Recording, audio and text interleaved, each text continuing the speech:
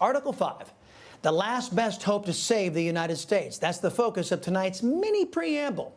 The U.S. debt clock is sitting at just shy of $29 trillion. According to one source, the height of a stack of $1 trillion in bills, $1 bills, it measures 67,866 miles. The moon, at its greatest distance, is 252,000 miles away. So the amount of money that spans our national debt could spread from the Earth to the moon and back 4 times.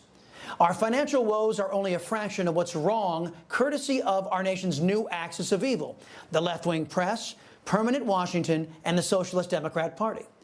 Our currency devalues by the day, causing inflation to skyrocket, harming the working poor. Our border is a lawless wasteland, decimating Latino communities. Our military is being compromised by its own leaders, and our schools are cesspools of leftist lessons and the teachings of segregation, division, and hatred through critical race theory. We finance it all against our will.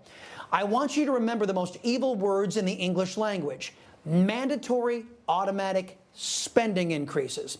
Lazy legislators have abdicated their responsibility, knowing that they haven't a prayer in administering the unaccountable leviathan they created. Both parties have simply lifted money from our wallets to fund an ever-expanding federal workforce, delegating their responsibility of oversight to unelected bureaucrats who do not answer to the voters, who can literally get away with murder, as General Milley and his inept leadership recently demonstrated. The founding fathers of this nation saw a day when this might happen, when the federal government grew beyond the consent of the governed. So they created a provision in Article 5 of the Constitution that allowed a convention of states. There are good legislators in Washington, D.C., but they are nowhere near the majority. So we, the people, must relieve the swamp of their ability to sit on their collective asses and do nothing but get paid $174 grand every year. This is the clause in the Constitution that allows our state legislatures, lawmakers who are closer to and more accountable to us, to propose amendments to rein in a Washington, D.C. that is out of control. 2/3 of the several states shall call a convention for proposing amendments, which in either case shall be valid to all intents and purposes as part of this Constitution when ratified by the legislatures of 3/4 of the several states or by conventions in 3/4 thereof. In other words, 34 states must call a convention to propose amendments, and 38 legislatures must approve or ratify those amendments. The way the Assembly of State Legislatures Executive Committee, a bipartisan group, set it up, they would consider one amendment at a time so as to prevent what's called a runaway convention, one that would propose a wholesale gutting of the Constitution. Most agree that our Constitution isn't the problem. Just forcing government to adhere to that Constitution is the problem. So new amendments are geared at taking away the swamp's ability to credibly skirt the Constitution and its protections it provides to you and me, we the people. Some of the proposed amendments are as follows. Balanced budget amendment. This would stop the irresponsibility that we are seeing today in government, a failed Socialist Democrat Party only agreeing with Republicans to spend money that we don't have. The parties have lost the ability to prioritize essential spending, so instead of fighting it out, they just agree to spend on everything. The next popular amendment is the term limit amendment. The founding fathers never envisioned a permanent class of politicians. The idea was for Congress to be service-oriented. Our lawmakers were supposed to live in the world they created for the rest of us. Because of fixtures in government like, Senators John McCain, Mitch McConnell, Chuck Schumer, Nancy Pelosi, Gerald Nadler, and others, they have overseen a precipitous decline in our stature, our defense, and solvency. They are the problem. The last popular amendment is the repeal of the 17th Amendment.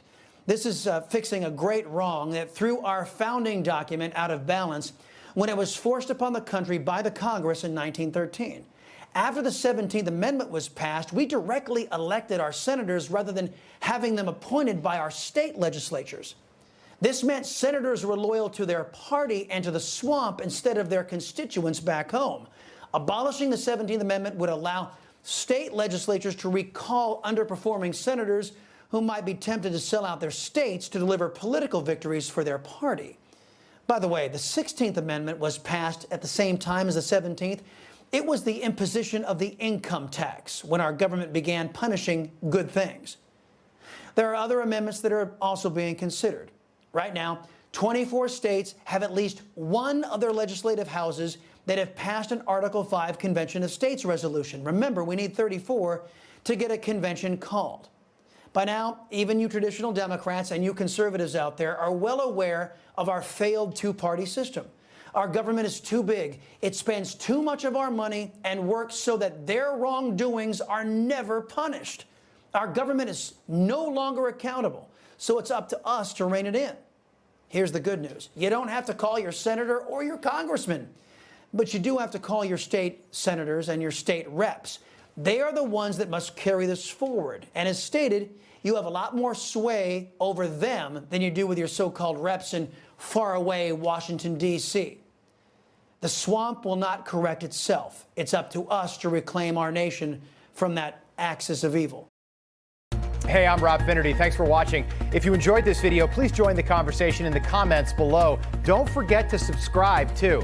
Hit the bell icon to be alerted to breaking news. And remember, there's a whole lot more on Newsmax TV, America's fastest growing cable news network.